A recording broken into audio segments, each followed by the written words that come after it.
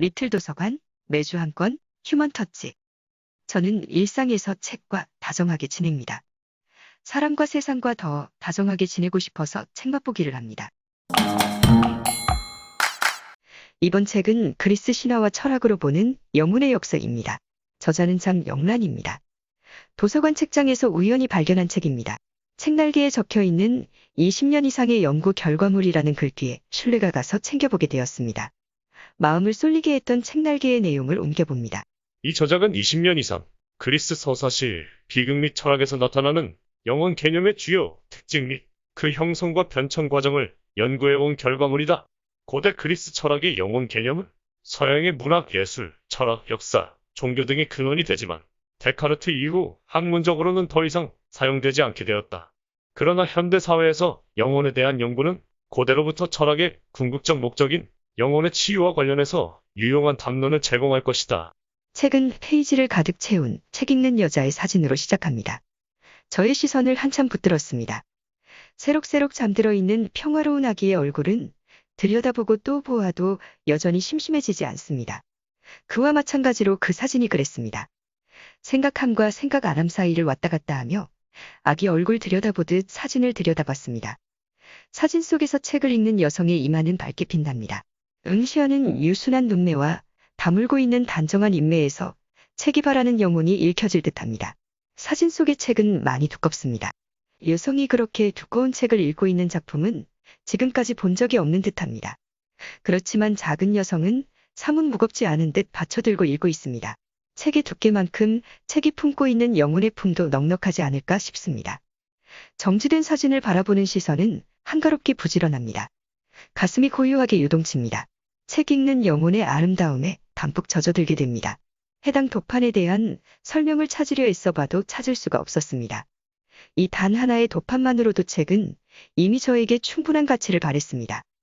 이 책을 소장하고 있는 사람들을 부러워하는 마음으로 인터넷 서점에 들어가 검색을 해봤습니다. 그랬더니 2010년 출간 당시 책의 정가는 32,000원인데 중고 가격이 85,000원이었습니다. 아마 책 속에 포함된 도판이 풍부하기 때문인 듯합니다. 정가보다 높은 중고 가격에 유쾌하게 허허 웃었습니다. 책은 저마다 돈으로 매길 수 없는 가치가 있게 마련입니다만 지금까지 책 맛보기 한 책 중에 최고가가 아닐까 싶습니다. 그런데 이 책은 2020년 12월 영혼이란 무엇인가로 새롭게 출간되어 있었습니다. 책의 두께가 거의 반으로 줄어든 신간은 이렇게 소개되어 있었습니다. 30년 가까이 영혼이란 주제에 깊이 천착한 장영란 박사의 저서이다.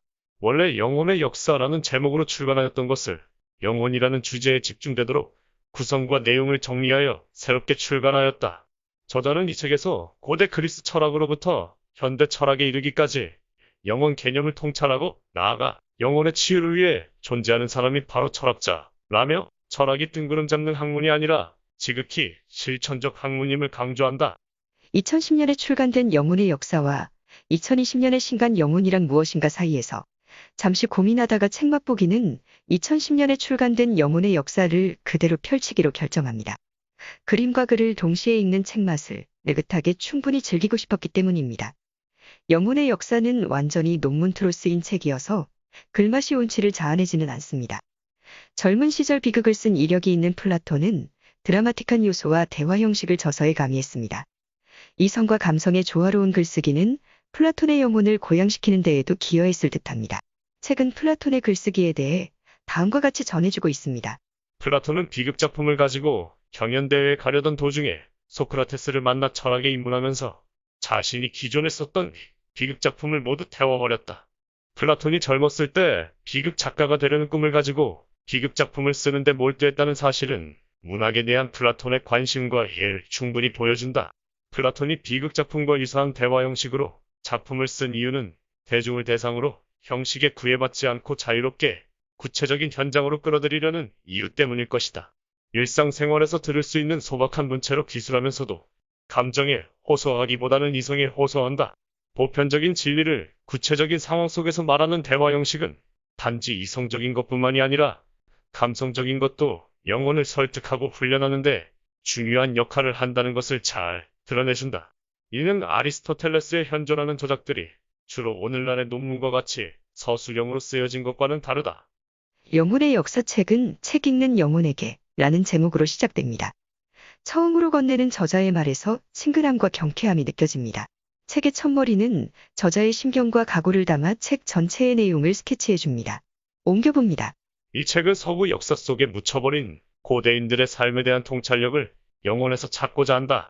영혼 개념은 인류가 역사적으로 존재하기 훨씬 이전인 구석기 시대의 유적이나 유물 등에서 찾아볼 수 있다. 우리는 영혼을 잃어버린 시대를 살고 있다. 오늘날 현대인에게는 영혼이라는 개념 자체가 낯설 수 있다. 데카르트 이후 정신이라는 말을 사용했기 때문이다. 프로이트는 영혼보다는 의식이라는 개념을 사용했다. 오늘날에 와서 영혼에 대해 말하려는 이유는 고대인들의 영혼 개념 속에서 인류가 궁극적으로 추구하는 삶의 궁극적 지혜를 살펴볼 수 있으며 현대인들의 피폐한 삶을 치유할 중요한 단초를 발견할 수 있기 때문이다. 이 책은 영혼의 기원과 개념, 영혼의 시간의 신화, 영혼의 기억과 상기, 영혼의 윤회와 긍요, 영혼의 돌봄과 조화, 영혼의 훈련과 글쓰기, 영혼의 탁월성과 훌륭한 삶, 영혼의 고통과 치유 등의 주제를 다루고 있다. 영혼의 역사책은 크고도 두껍습니다. 500페이지가 넘는 책 속에 포함된 수많은 사진들을 우선 넘겨가며 감상했습니다. 그리스 철학을 전공한 저자가 수집한 것들을 책에다가 총집합시켜 놓은 듯했습니다. 이렇게 풍부한 그림과 글로 이루어진 책을 예전에 만났던 적이 있었던가 싶을 정도였습니다. 도판마다 알찬 설명이 첨부되어 있어 그리스 시대를 만끽하기에 충분했습니다. 사진 읽기에 재미가 쏠쏠하다 보니 대박물관이나 대미술관을 방문한 느낌을 방불케 했습니다. 변방의 리틀 도서관 책 맛보기에서 다루기에는 송구스러울 정도였습니다.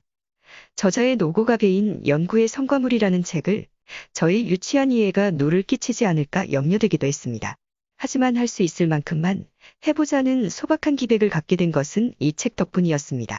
책은 그리스 철학으로 바라본 영혼의 개념과 치유 방법을 담고 있습니다. 저자를 통해 고대 그리스를 여행하며 당시 살았던 사람들을 만납니다. 아득할 것 같은 고대가 그다지 먼 거리가 아니라는 걸 느끼게 됩니다. 우리의 유년 시절이 엊그제같이 여겨지는 걸로 봐서 또 어르신들이 한평생은 눈 깜짝할 사이라는 말씀으로 미루어 보면 천년 세월쯤은 그다지 긴 시간이 아닙니다. 이 3000년 전 고대적 사람이라고 해도 사이보그나 AI가 아닌 이상 지금 우리들과 별반 다르지 않을 것 같습니다. 그런데도 고대 사람들은 지금의 우리들보다는 영혼을 더 염두에 두며 산 듯합니다. 책은 철학과 영혼의 상관성에 대해 다루면서 철학이 나뿐만 아니라 우리들 모두의 영혼을 보살피는 데에 꼭 필요한 학문이라는 데에 동조하도록 만듭니다. 철학의 가치를 강조하는 내용에는 다음과 같은 것들이 있습니다. 철학은 일종의 영혼의 훈련이다. 인간을 비합리적이고 비이성적인 것으로부터 자유롭게 한다. 이것이 바로 영혼의 정화이다. 진정한 철학자들은 종교적 제의를 통하지 않고 영혼의 훈련을 통해서도 정화를 할 수 있다는 주장이다. 참된 철학자는 영혼의 해방에 방해가 되지 않도록 될 수 있는 한 쾌락과 고통을 멀리 해야 한다. 철학은 지혜를 얻으려는 훈련과 노력이라는 점에서 삶의 방식이다. 인간의 삶은 고통으로 가득 차 있다. 철학은 인간이 삶 속에서 겪는 고통을 치유하는 치료약과 같다. 철학자는 철학을 하는 것처럼 보이려고만 하지 말고 진정으로 철학을 해야만 자신의 영혼뿐만 아니라 타인의 영혼도 치유할 수 있다. 자신의 영혼을 돌보는 것은 실천적으로 타인의 영혼을 돌보는 것과 필연적으로 연관될 수밖에 없다. 일상적인 삶 속에서 우리의 영혼은 타자와의 관계 속에서 성찰될 수 있다. 우리의 영혼을 주의 깊게 들여다보는 행위는 자신뿐만 아니라 타자에 대해 반성적으로 성찰할 수 있게 한다. 책은 총 8장으로 되어 있습니다. 마지막 8장부터 펼쳐보았습니다. 8장의 제목은 영혼의 고통과 치유, 방황하는 영혼의 평정을 찾다입니다.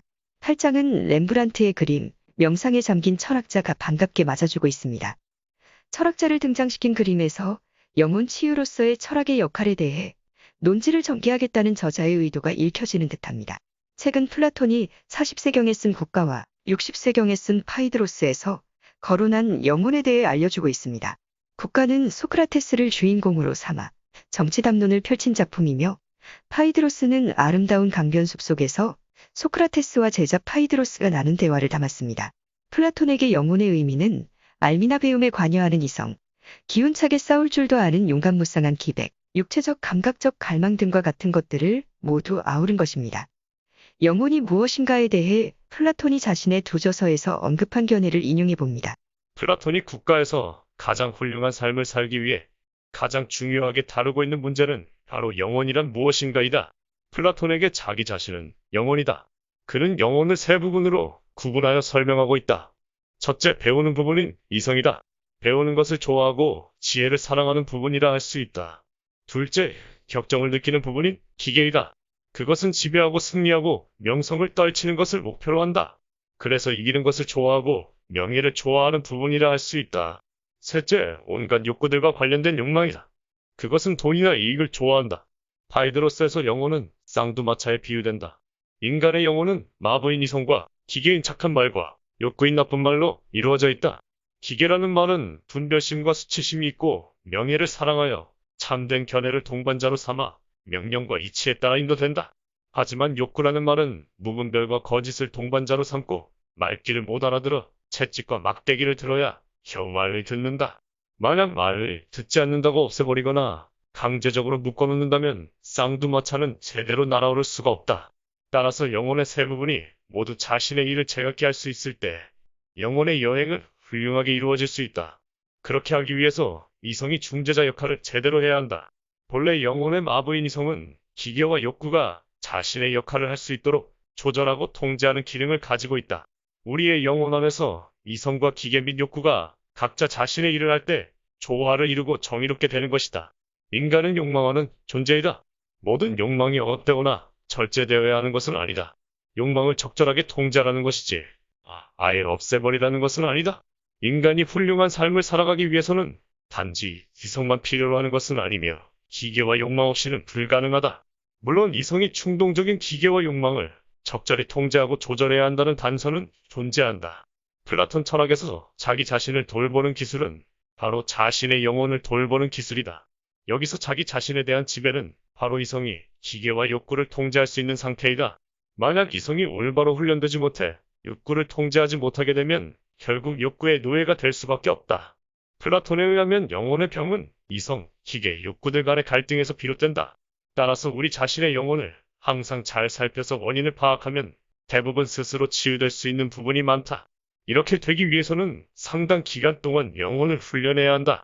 우리가 자신의 영혼을 잘 알고 돌볼 수 있을 때 윤리적으로 올바른 행동을 할 수 있게 된다.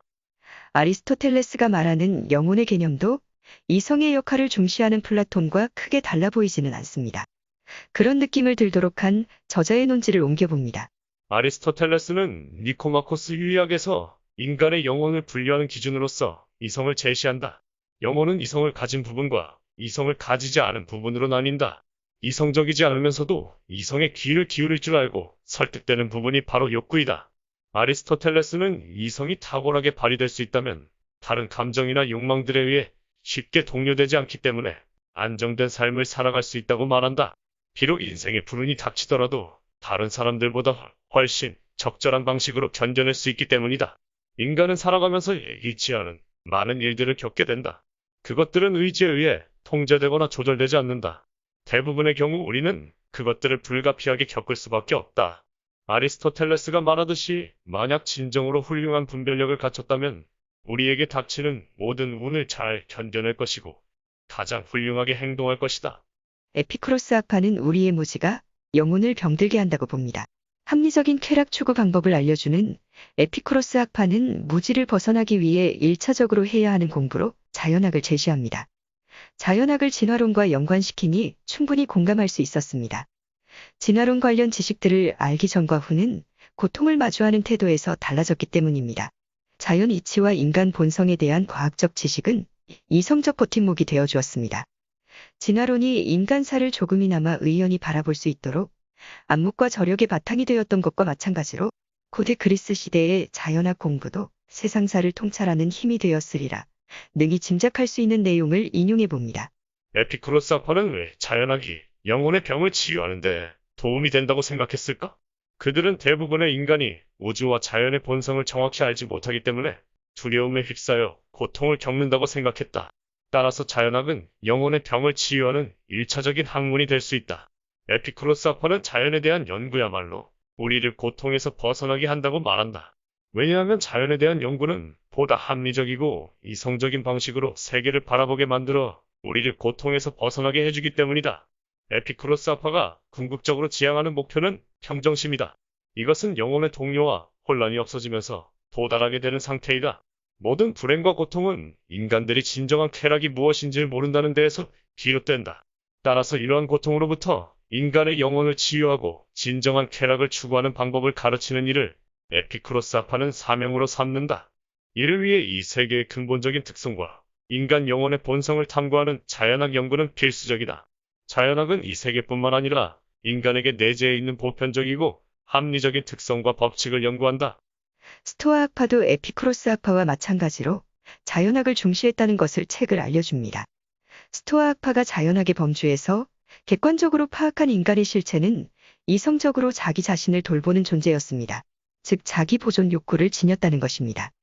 스토아 학파는 살아있는 모든 것들은 쾌락이 아닌 자기 보존을 추구하며 쾌락은 단지 자기를 보존하려는 과정에서 부수적으로 파생하는 것이라고 합니다.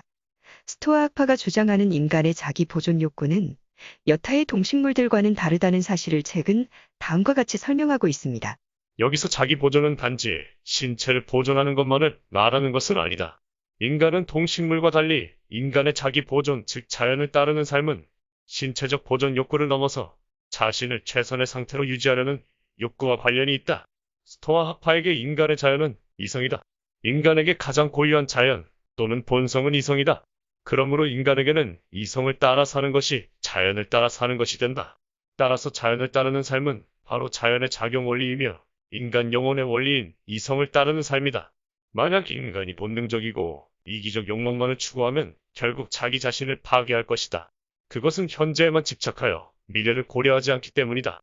스토아 학파에서 제안하는 영혼의 훈련 방법은 자신들의 철학적 원리와 일치한다. 보편적 이성의 관점에서 모든 것을 바라보라는 것이다. 자연학 연구는 우주 변화의 합리적 방식을 이해하기 위한 것이다. 우리는 우리 자신을 우주의 한 부분으로 인식하고 모든 것을 보편적 이성의 관점에서 바라보도록 노력해야 한다. 그렇다면 우리는 세상사에 보다 초연해질 수 있을 것이다. 인간의 자기 보존 욕구가 신체 보존에 국한되어 있는 것이 아니라는 사실을 책은 일깨워 주었습니다. 아리스토텔레스 역시 인간의 탁월성을 거론함에 있어 신체의 탁월성이 아니라는 것을 분명히 밝혔습니다. 인간의 탁월성은 곧 영혼의 탁월성을 의미합니다. 하지만 영혼의 탁월성은 신체가 앞장서야만 가능해질 수 있습니다. 몸이 먼저 나서서 실제로 실천하고 행동해야만 탁월한 영혼을 지닐 수 있다고 설명하는 부분을 옮겨봅니다. 아리스토텔레스에 따르면 우리가 인간의 탁월성을 말할 때 신체의 탁월성을 말하는 것이 아니라 영혼의 탁월성을 말하는 것이다. 그렇다면 탁월성이란 무엇인가? 아리스토텔레스는 탁월성의 두 종류로 지성의 탁월성과 성품의 탁월성을 거론한다. 지성의 탁월성은 경험과 시간을 필요로 한다. 우리는 오랜 시간 동안 노력하여 지성의 탁월성에 도달할 수 있다. 성품의 탁월성도 절제하는 습관의 결과로 생겨난다. 영혼의 탁월성은 마치 기술처럼 먼저 발휘함으로써 갖게 되는 것이다. 직접 연주함으로써 연주자가 될 수 있는데 영혼도 이와 마찬가지다. 정의로운 일들을 함으로써 정의로운 사람이 되며 절제 있는 일들을 함으로써 절제 있는 사람이 되고 용감한 일들을 행함으로써 용감한 사람이 되는 것이다. 따라서 탁월성은 일정하게 어떠한 행동들을 반복 실천함으로써 획득되고 비로소 갖추게 되는 것이다. 탁월성은 이처럼 어떻게 습관을 들이느냐에 따라 달리 나타난다. 아리스토텔레스는 습관이나 교육의 역할을 매우 중요하게 생각했다. 아리스토텔레스가 가장 좋은 삶으로 여기는 것은 관조적 삶이다. 관조는 인간의 이성이 가장 탁월하게 발휘하는 것으로 인간의 최고의 활동이다. 그러니 지혜로우면 지혜로울수록 혼자서 더 잘 관조할 수 있다. 관조는 다른 어떤 활동보다 더 활동적이다. 관조 자체가 일종의 활동이기 때문이다. 아리스토텔레스는 관조적 삶을 최선의 삶으로 보는 자신의 입장을 확고히 한다. 일반적으로 인간은 이성적 훈련을 한 후에 관조적 삶으로 나아갈 수 있다. 자기 보존 욕구를 가진 인간에게 죽음은 두려움으로 다가올 수밖에 없습니다. 죽음에 대한 공포는 우리들의 영혼을 파괴할 수도 있습니다. 죽음을 회피하고 싶을수록 두려움은 커집니다. 그렇지만 살아있는 것의 고통이 영혼을 파괴할 정도로 압도적일 때도 여전히 죽음이 삶보다 두려울지 의문입니다. 간절히 죽고 싶어도 영영 죽을 수 없는 처지에 놓인 사람에게도 죽음은 다름없이 무서울지 의문입니다. 삶이 죽음보다 더 비참한 경우는 도저히 없는지도 궁금합니다. 어쩌면 고통스러운 누군가에게 죽음은 공포가 아닌 위안이나 축복일 수도 있을 것 같습니다. 그런 사람은 죽음이 두렵지 않을 것 같습니다. 삶의 지독한 고통이 죽음의 공포를 사라지게 하는 특효약일 수도 있습니다. 그런 약을 가지지 않은 보통 사람들을 위해 에피쿠로스가 죽음에 대한 두려움을 물리칠 수 있는 처방을 다음과 같이 건네줍니다.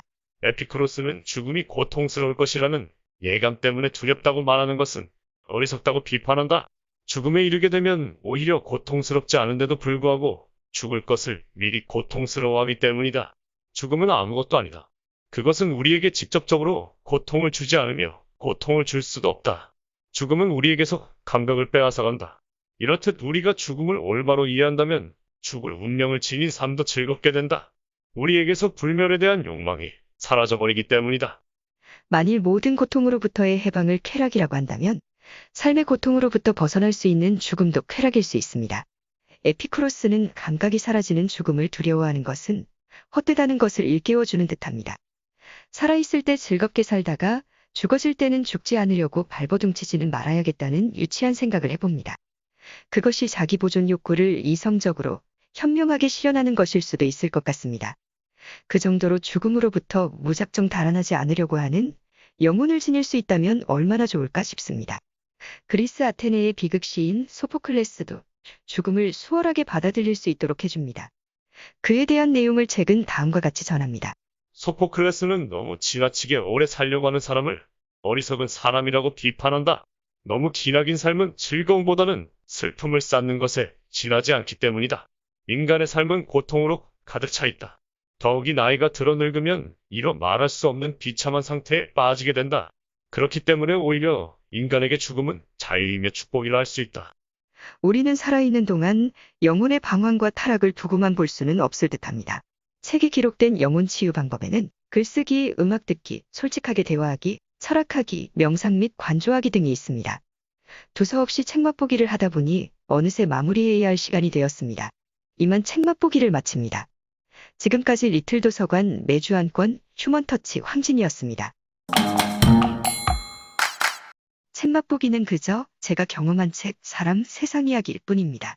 이야기하다 보면 사람이 덜 된 저 자신을 즐겁게 발견하게 됩니다.